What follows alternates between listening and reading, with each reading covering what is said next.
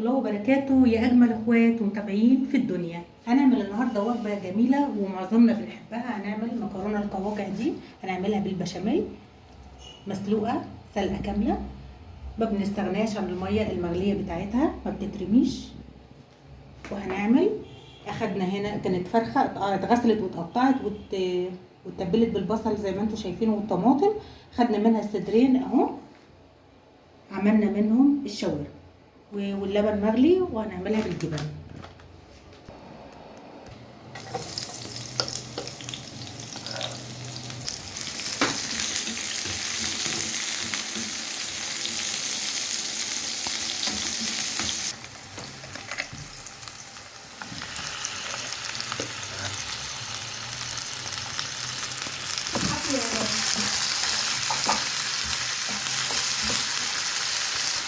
البهارات بتاعتنا ملح فلفل كمون و7 بهارات.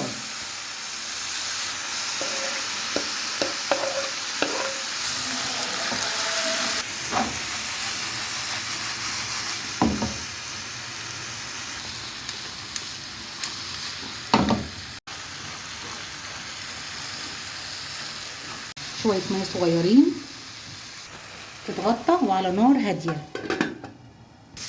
لازم تسيبيها شويه في التلاجة ساعه على الاقل. ملح فلفل كمون و7 بهارات، ولو التوابل اللي انت ترتاحي لها حطيها، وشويه الزيت والبشره الطماطم وبشره البصله، وسيبيها شويه كده ساعه. شايفين الجمال؟ تغطى بشويه وتتحط في الفرن على طول، واكله دافيه تجيب العافيه.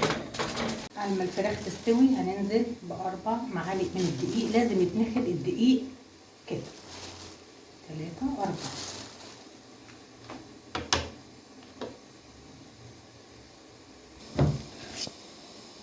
السمنة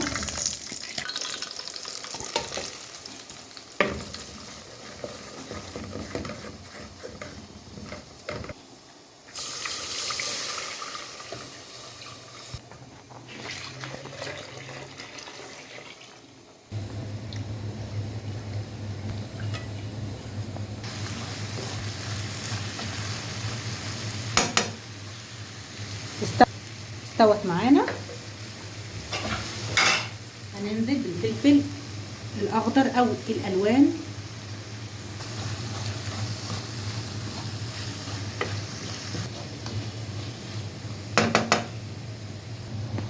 فلفل وشويه ملح. ما بحطش كمون علشان الكمون بيسمر البشاميل، بيبتدي يتقل معانا. شويه جبن،